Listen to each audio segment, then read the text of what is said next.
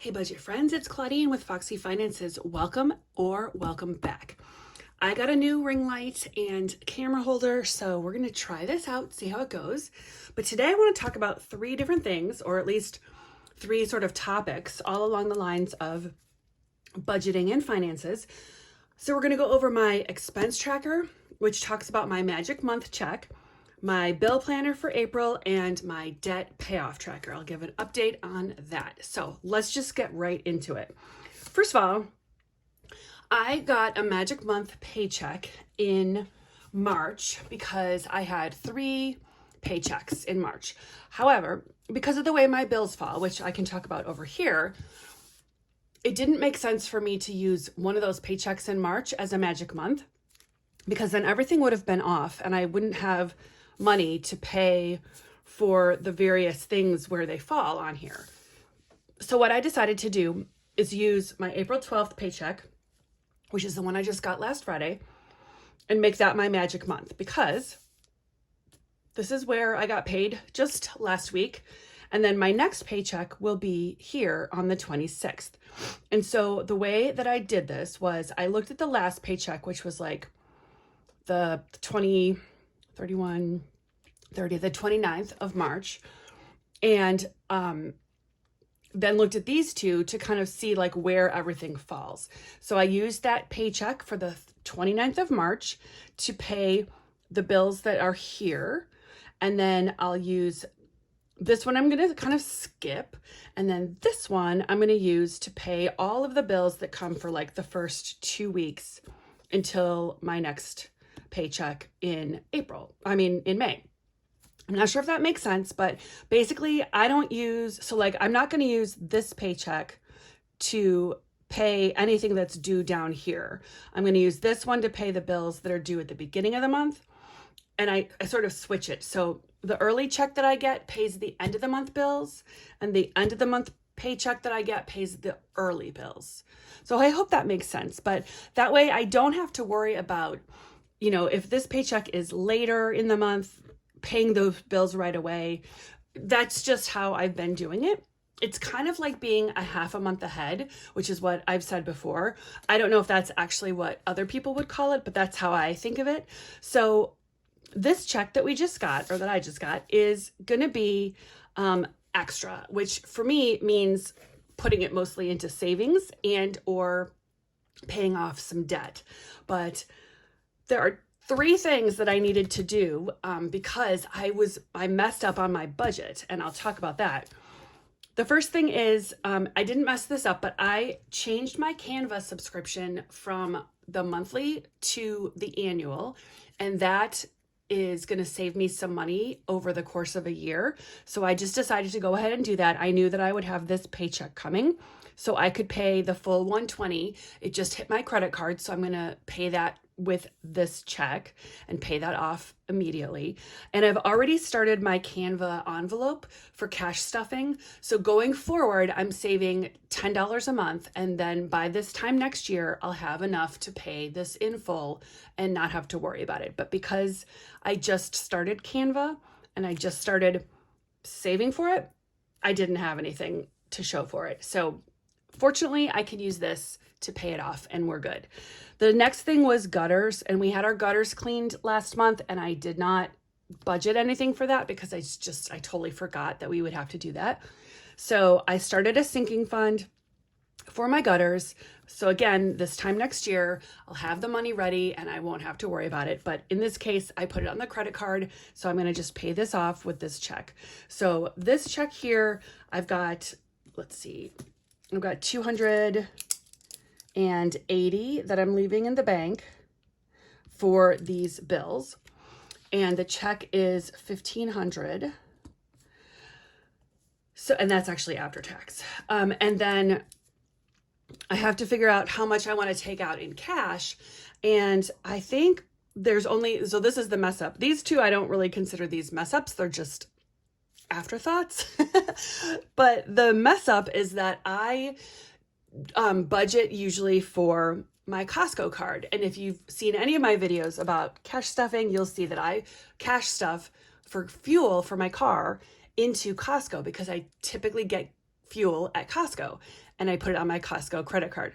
However, I also do shopping at Costco, and I completely forgot to have a line item in my cash envelopes for actual Costco purchases.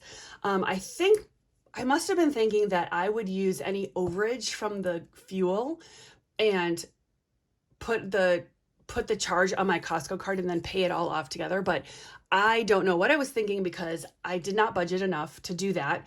So I had a Costco bill of like $160 that had some fuel on it, but also some expenses of purchases that I made for like food and stuff. So that is something I need to do. So I've already paid it, and I'm not even sure how I did it. I paid it with some money that I had, probably from my last paycheck before this one, but I do need to take some cash out for Costco, and this is like actual Costco. And I'm not sure how much I want to take out, but I definitely want to have a buffer since I've got this whole paycheck. So I'm thinking maybe I will do like, I'll do 100 to have in there.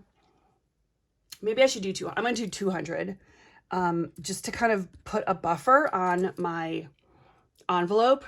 And then I will need to incorporate that into my cash budget. So for my next cash stuffing or like budget planning video, I'm going to be adding some Costco money regularly. And it doesn't need to be a lot. I actually don't spend a whole lot at Costco these days. I used to buy in bulk a lot more, but I just find for now that there's just two of us at home regularly because my daughter is away at college, we just aren't going through stuff as quickly. And I don't need to be buying things in bulk, particularly right now when I'm really just trying to keep my expenses as low as possible. That's not to say that there's not good deals at Costco. There usually are, but again, it's like that toss up between, do I really need to buy all this stuff in bulk and keep it around on hand when I know that I can always get it later and the prices are going to be relatively the same. So that's kind of my thinking on it. We'll see how that goes, but I am going to make a $200 withdrawal. I probably will do this in hundreds, just so that I'm not tempted to spend it in any other way.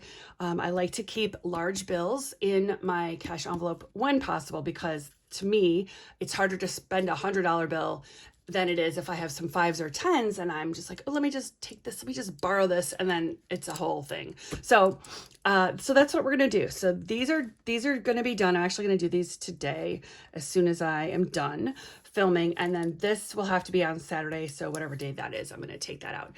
And then I've got the rest of this check left over, and so I haven't really thought about this, and I don't actually have a calculator because it's on my phone and I film on my phone. So I think what I'm going to do is after I'm done, I'm going to figure out how much I have left. So basically let's call this 300, 400 or 500. Okay, so I've got about $1,000 left, which is so exciting. I can't even believe I have $1,000 left. It just seems like I'm missing something, but I'm pretty sure I'm not, because I've already accounted for the things that I'm missing. We'll see. But I'm excited about having a little buffer, a little extra savings. So I'm going to probably put this extra 1,000 into some emergency fund, and I'm going to take a look at all my envelopes and see if there's any that I need to like front load. So maybe one of the holiday ones, or a vacation one or something, gifts. I don't know. I could really use some clothes for the office. So I might splurge and put, 100 or 200 for clothes. So we'll see. But this is my tracker for this April 12th paycheck. And usually this is completely full. So this is kind of fun to see how I do this. But these are the two tools that I'm using for the bill planning and paycheck tracking. So this one is, the next one will be the 26th. So I'm gonna do this one in advance.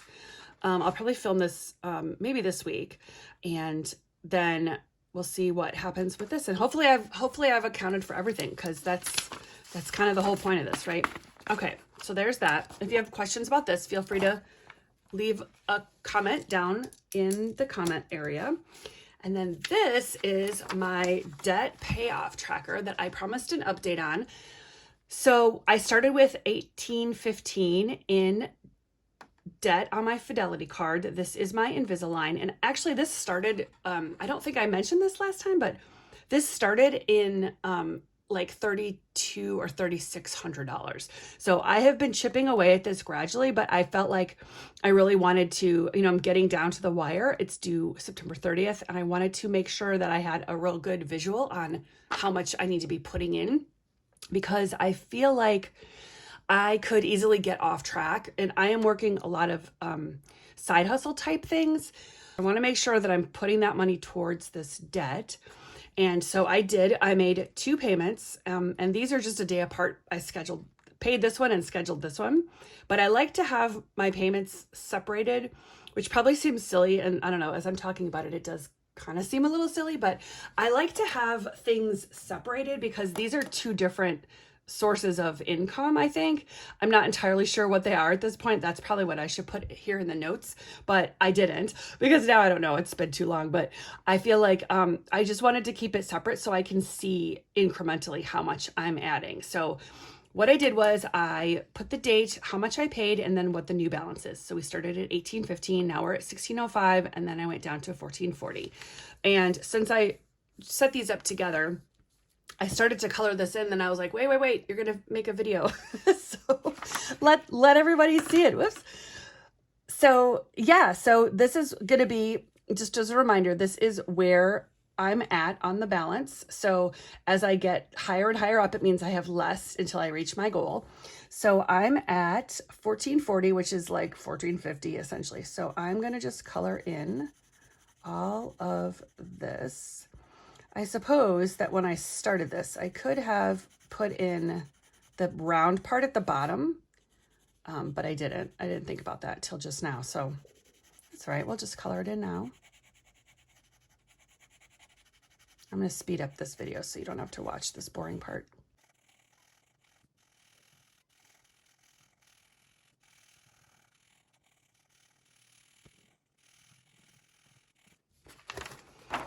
Okay, so there we go. So this is, I'm well on my way to paying off this debt. I'm super excited. I cannot wait to get this paid off. And then once I do, all my side hustle money is going to go into other places like emergency fund and probably 1 month ahead. I actually don't even have a month ahead envelope set up, so I might do that. But mostly I just want to get more savings built up, because I feel like we've had things happen where our savings had to get depleted, and so we've having to keep building it up. And that's the whole point of having an emergency fund and having savings like that, is so that when you have a situation come up, you can use it. But I'll tell you, if you've ever had that happen and you have to use that, it hurts. Like, it is painful. Although you could be grateful. I'm always very grateful and thankful that I have that money, but ouch, it's not fun to use it and see those numbers go down. But that's right. We just keep on moving forward. So that is it. So I just wanted to give you my debt payoff update. I wanted to show you my April bills, and I didn't show you. Okay. Let me show you this.